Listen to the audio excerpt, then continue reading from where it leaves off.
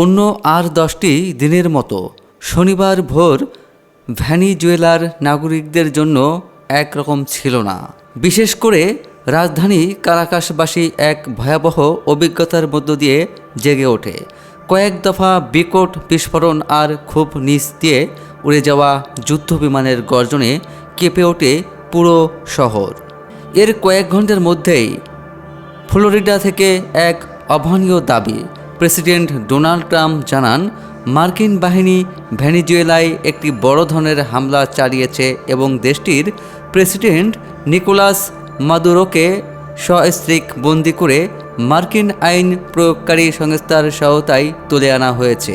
নিজের social media platform truth সোশ্যালে দেওয়া এই ঘোষণাটি ওয়াশিংটন ও মাদুরো সরকারের মধ্যে দীর্ঘদিনের উত্তেজনার এক চূড়ান্ত বহিঃপ্রকাশ। ট্রাম্পের দাবি অনুযায়ী মাদক অভিবাসন এবং জাতীয় নিরাপত্তার স্বার্থেই এই নাটকীয় সামরিক পদক্ষেপ নেওয়া হয়েছে।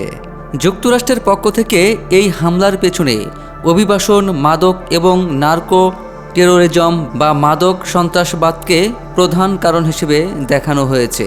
প্রথমত, ট্রাম্প বারবার যুক্তরাষ্ট্রের দক্ষিণ সীমান্তে লাখো লাখো অভিবাসী অনুপ্রবেশের জন্য ভেনেজুয়েলাকে দায়ী করে আসছেন।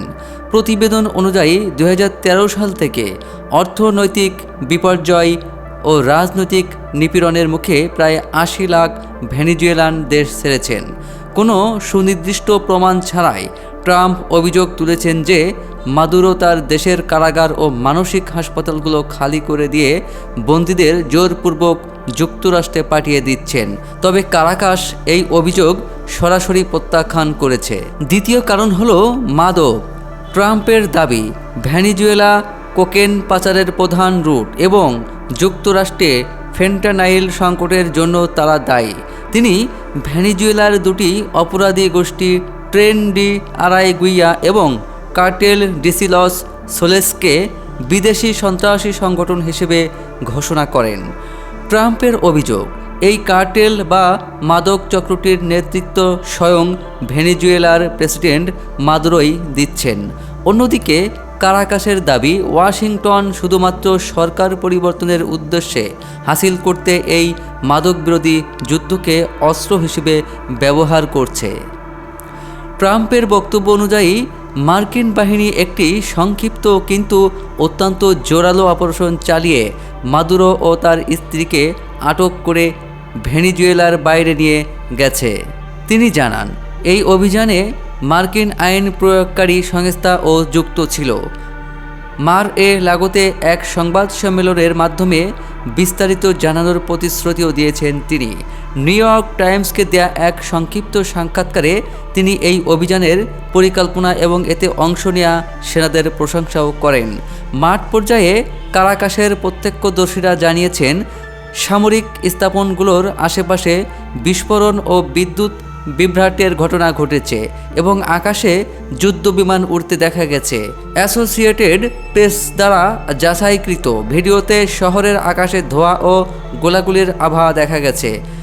ভেনেজুয়েলা সরকার অভিযোগ করেছে, যুক্তরাষ্ট্র বেসামরিক ও সামরিক লক্ষ্যবস্তুতে হামলা চালিয়েছে। তারা একে বহিরাগত বিশৃঙ্খলা হিসেবে ঘোষণা দিয়ে সমর্থকদের রাজপথে নামার আহ্বান জানিয়েছে। গত কয়েক মাস ধরেই ক্যারিবীয় অঞ্চলে মার্কিন নৌ ও বিমান বাহিনীর ব্যাপক উপস্থিতি লক্ষ্য করা যাচ্ছিল, যার মধ্যে বিমান বাহিনী রণতরী ইউএসএস জেরাল্ড আর ফোর্ডও ছিল। তেল অবরোধের অংশ হিসেবে মার্কিন বাহিনী সাগরে দুটি তেলের ট্যাঙ্কার জব্দ করে এবং মাদক পাচারের অভিযোগে ছোট নৌকাগুলোতে হামলা চালিয়ে 100 জনেরও বেশি মানুষকে হত্যার কথা স্বীকার করে।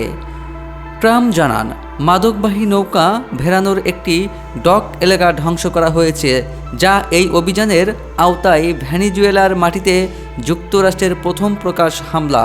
মার্কিন সরকার বলছে তারা মাদক কার্টেলগুলোর সাথে একটি সশস্ত্র যুদ্ধে লিপ্ত, তবে মাদুরো কোনো কার্টেলের নেতা হওয়ায় বিষয়টি অস্বীকার করেছেন এবং অভিযোগ তুলেছেন যে ভেনেজুয়েলার তেলের রিজার্ভ দখল করার জন্য ওয়াশিংটন তাকে ক্ষমতাচ্যুত করতে চান। তিনি উল্লেখ করেন, হামলার মাত্র কয়েকদিন আগেও তিনি মাদক ও অভিবাসন ইস্যুতে সহযোগিতার প্রস্তাব দিয়েছিলেন।